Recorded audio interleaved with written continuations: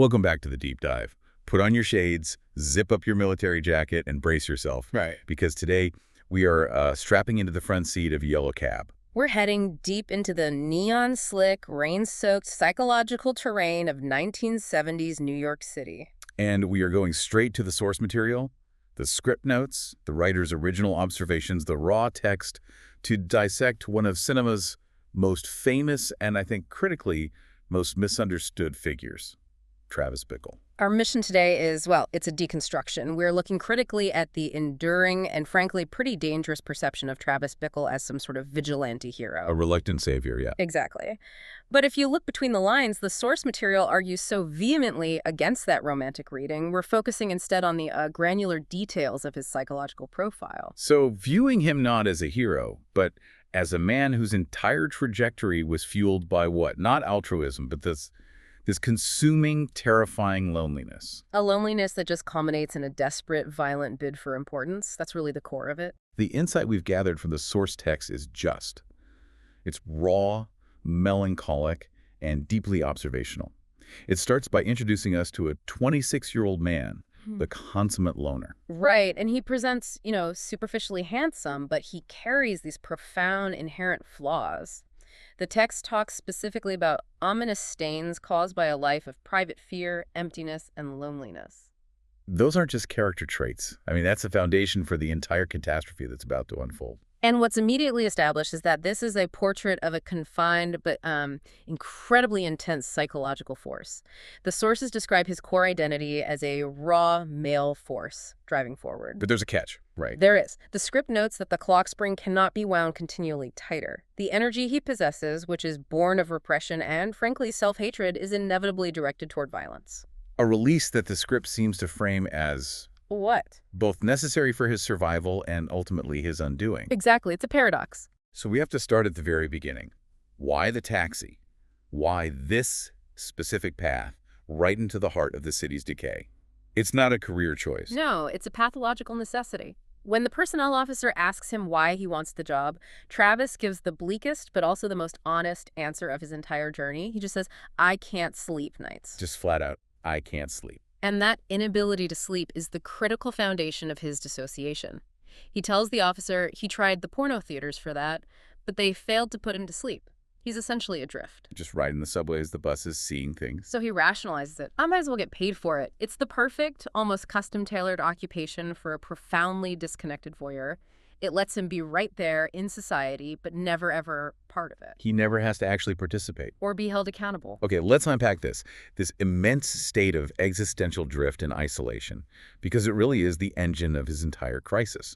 Let's dive into our first theme, the diagnosis of God's lonely man, the isolation and the invention of purpose. The script, and this is fascinating, it goes so far as to provide an explicit literary context. It quotes Thomas Wolfe. What's the quote? It frames Travis's whole existence.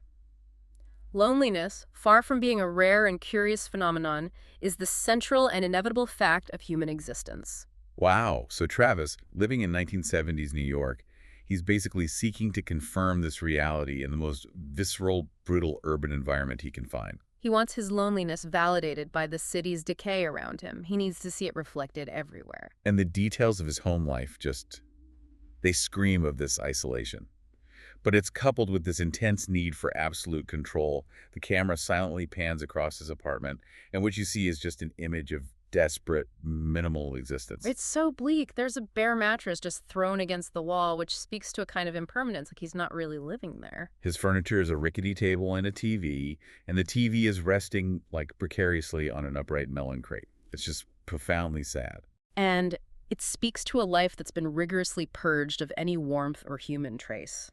The floor is this chaotic topography of old, unfolded street maps. Which is interesting, a need to chart the outside world that he doesn't feel like he belongs to. Exactly. And newspapers just documenting the decay.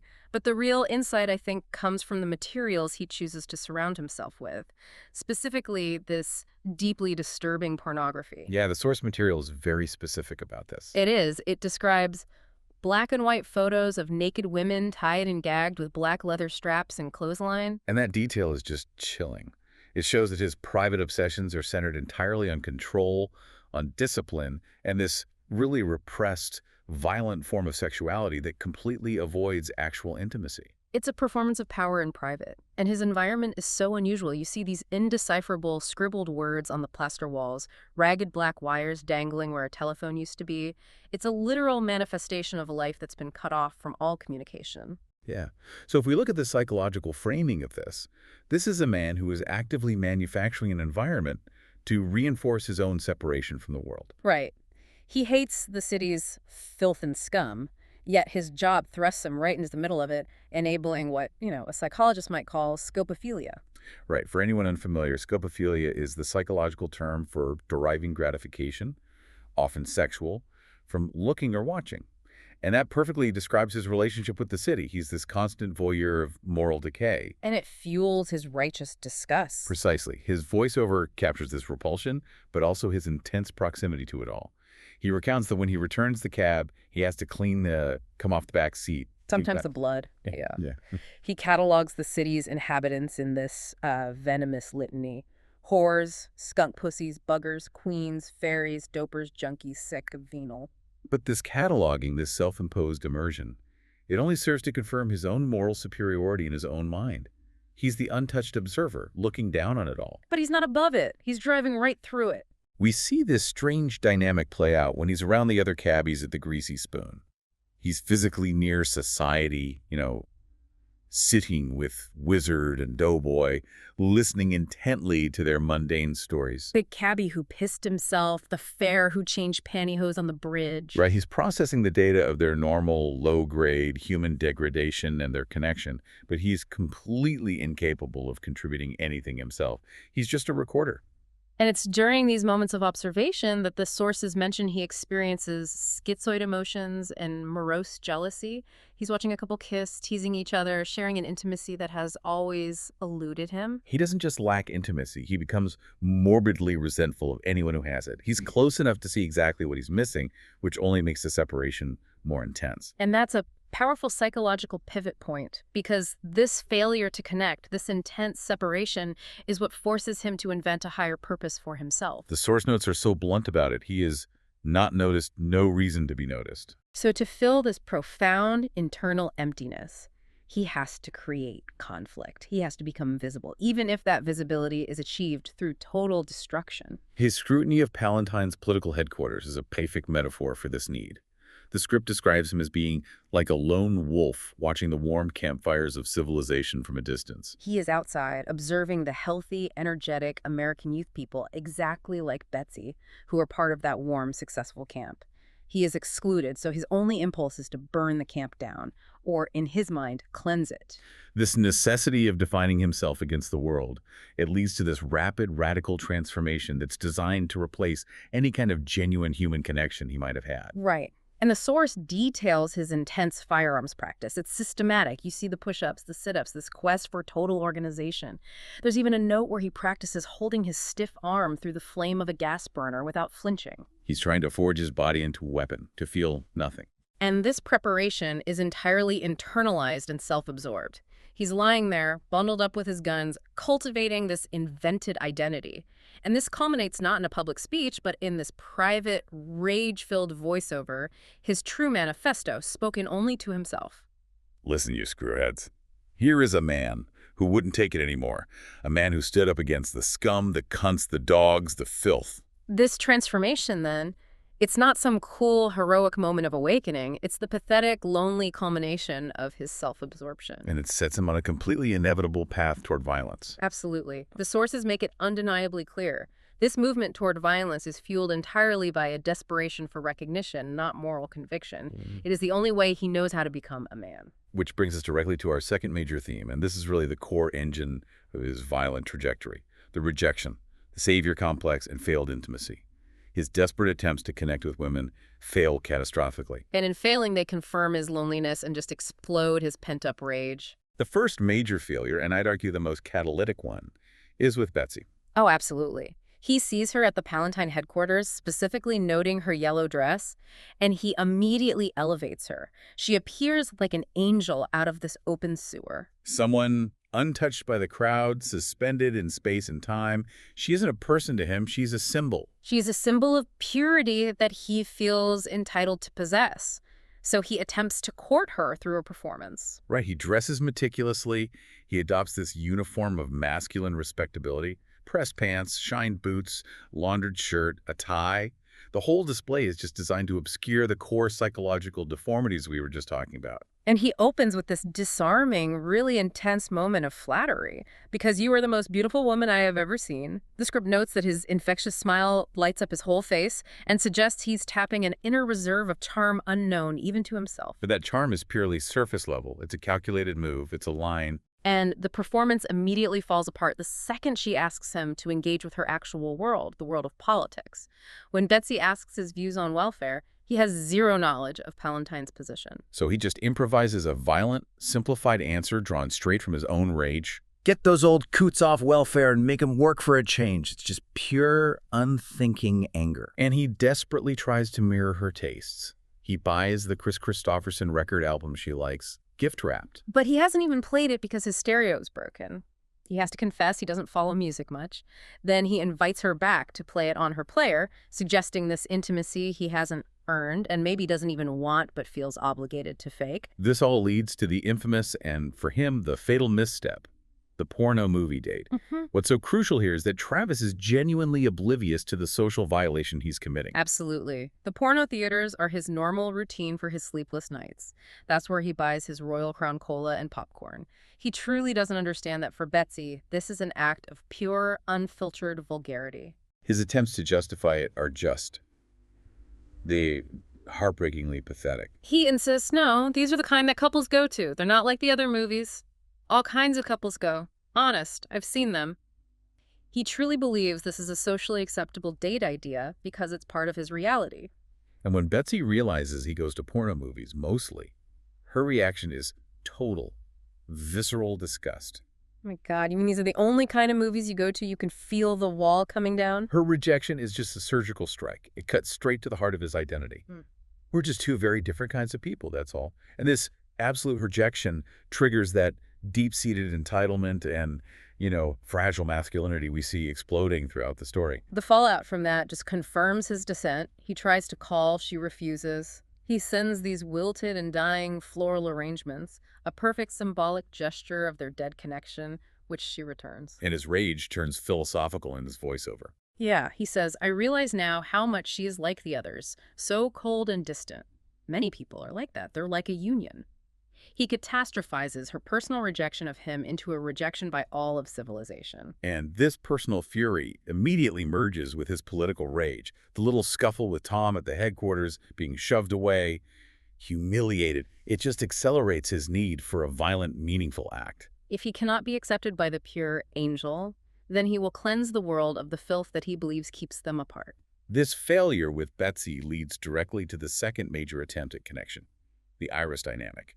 And this attempt is rooted in the savior complex. It is, and it's what inadvertently transforms him into a hero in the public eye, which is the great irony. So Travis hires the child prostitute, Iris, not for sex, which is a really key distinction, but explicitly to save her. Yeah. But as you argued earlier, this desire is corrupt. It's completely corrupt. It's less about her well-being and entirely about finding a noble project for his newly forged violent identity.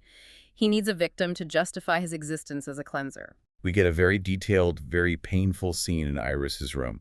She removes her hat and coat, and she's shedding the paraphernalia of adulthood. She's revealed as the frightened girl she is, 14 or 15. And the moment she tries to initiate sexual contact, unbuttoning her shirt, revealing her small, pathetic breasts, reaching for his fly, Travis just completely breaks down. His panic is overwhelming. He pushes her hand away, screaming, "Fuck it! Fuck it! Fuck it!" The sources note that genuine sexual contact is something he's never really confronted.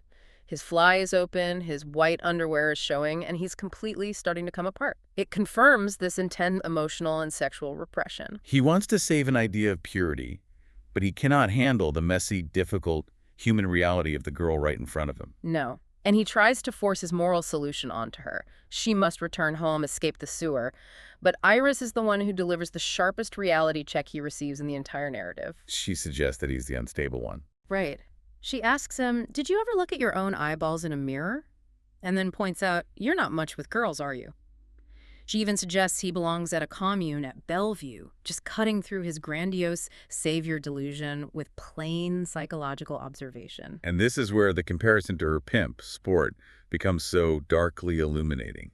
Sport is this 30-ish white greaser. He's manipulative, destructive. But he provides a genuine, if corrupted, form of emotional connection that Travis is entirely incapable of delivering. Sport gives Iris what she really wanted, validation and belonging. He tells her, I wouldn't be nothing without you. You got a woman who loves you, who needs you, a woman who keeps you strong. It's just you and me. And Iris smiles. She is happy in that moment. Sport's words are a hustle, sure, but they affirm her existence. They provide a twisted kind of stability. Travis, on the other hand, can only offer panicked negation. So the analysis really seals the deal on his self-serving motive. He's preparing for violence, and if he can't kill a presidential candidate to achieve national importance. He will save a symbolic victim to prove he is God's lonely man who finally found his purpose. He even gives her money, saying, "You may not see me again for a while," indicating this pre-planned sacrificial act of cleansing.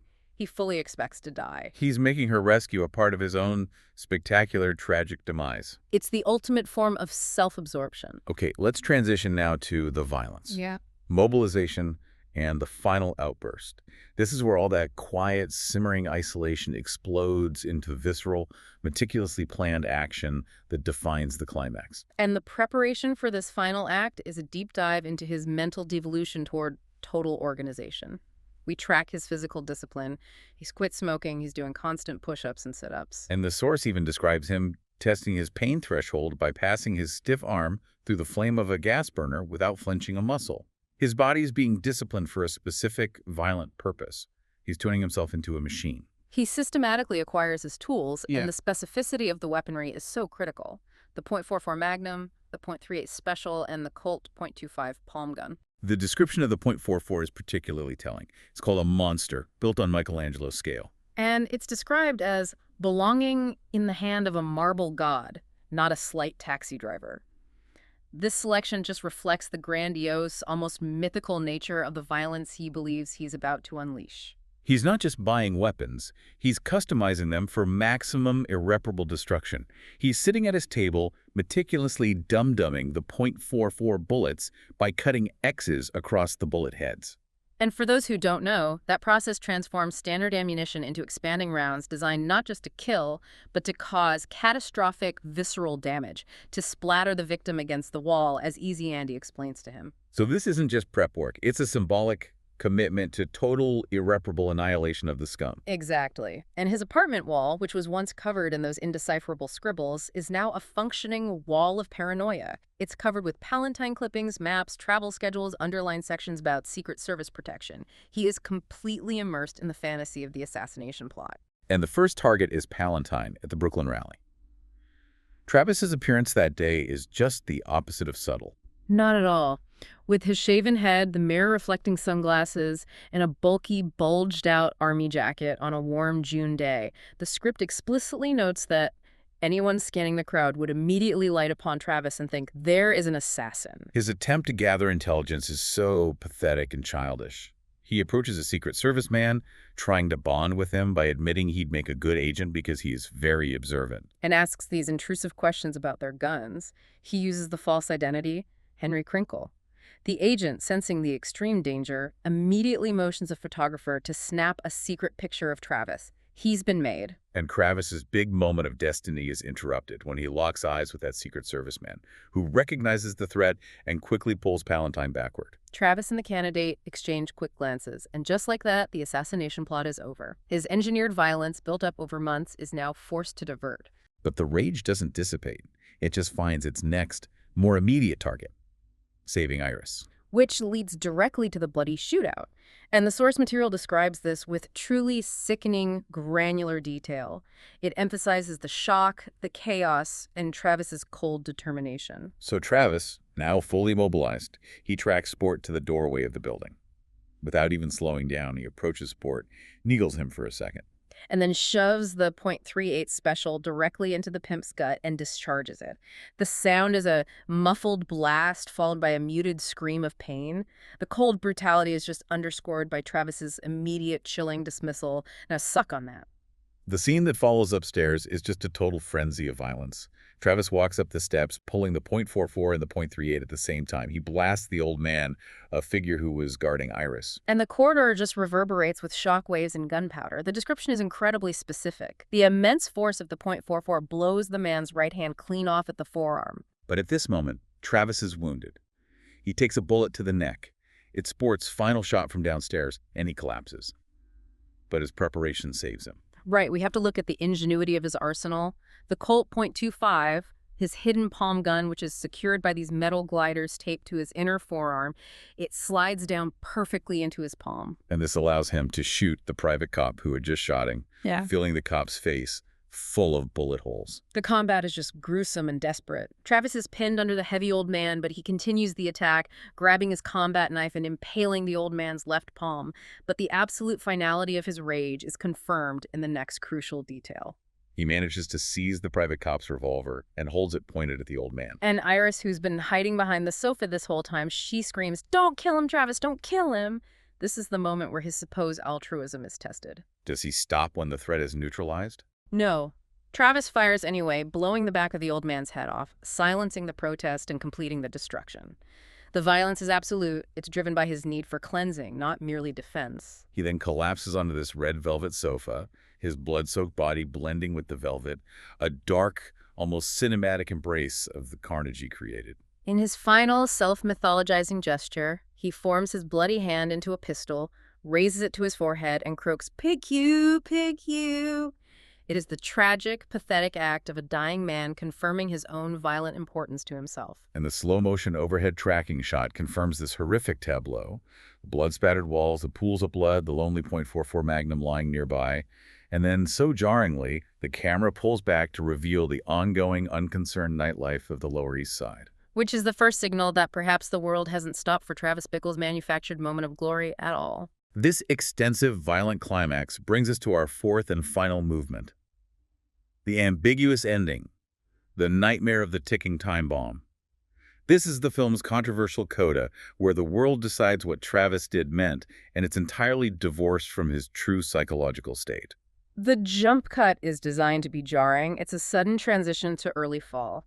Travis's apartment is cleaner now, there's an inexpensive chair and a new TV, but the psychological changes are just superficial. The key indicator of his status change is the wall. The Palantir clippings are completely gone, and they're replaced by these celebratory headlines that have sanitized and completely rebranded as murderous violence. You see clippings like cabbie battles, gangsters. Taxi driver hero to recover. The violence has been transformed into an act of civic responsibility. And the ultimate piece of external validation comes from the letter from Iris's father, Bert Steensma. Right, who writes, "You are something of a hero around this household." This external narrative, based on multiple murders, finally achieves the sense of importance Travis had craved all along. He has received the world's permission to exist. What makes this resolution so deeply cynical is just how easily society accepted this narrative. He isn't charged for the murders, for freeing Iris. He becomes a local hero. The world looked at his explosive, self-serving violence and just labeled it moral courage. And now he's back to work, seemingly normal, with only the scar on his neck as a visible physical reminder of the carnage. But the sources, especially the observational notes in the script, they argue so vehemently that he is fundamentally the unchanged man. He achieved momentary fame, but his underlying isolation remains.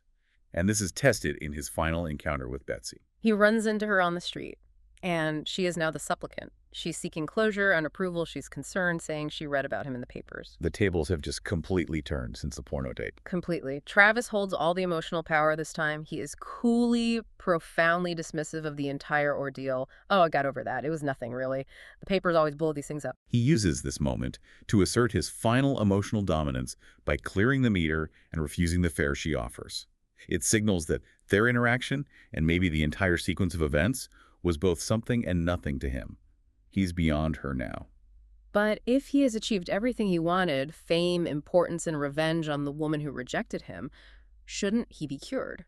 Shouldn't there be a momentary flicker of genuine peace? The sources seem to imply that the rage and the psychological deformities are still right there under the surface. That's the chilling part. The peace is entirely manufactured. We arrive at the film's final, deeply unsettling moment. Betsy steps away, and Travis drives off. He glances in his rearview mirror.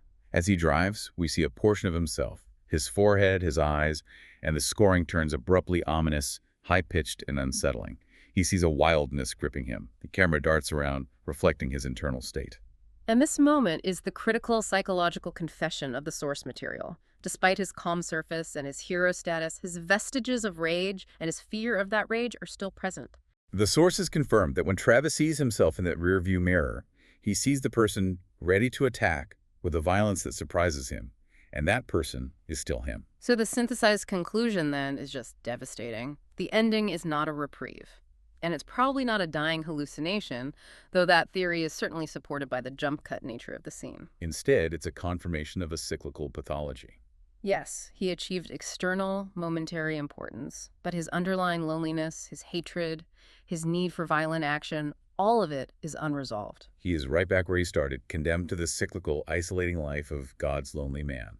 But now, he has something far more dangerous. He has the knowledge that the world rewards his darkness. The final image of the taxi disappearing leaves him as a ticking time bomb, forever capable of the exact violence that was only temporarily satiated by the shootout. He knows the system can be manipulated to validate his worst impulses. Our deep dive into the source material confirms that Travis Bickle's journey was never about noble vigilante justice. It was a terrifying escalation driven by profound, rejected loneliness. He tried to manufacture meaning through extreme self-serving violence after being rejected by the woman he idealized. And the world, in a terrifying indictment of itself, rewarded him with the title of hero. We have to end on this provocative thought. We watched Travis Bickle try to create meaning through extreme violence after rejection, and the world rewarded him. How often do we mistake intense, self-serving desperation fueled by the psychological wounds of isolation for genuine moral courage in the characters we celebrate today? Both on screen and off. It's a chilling thought to end on, suggesting that sometimes the greatest dangers are celebrated right up till the next explosion occurs. A deeply unsettling and meticulously documented profile of the consummate loner. Thank you for joining us for this intense deep dive into the mind of Travis Bickle.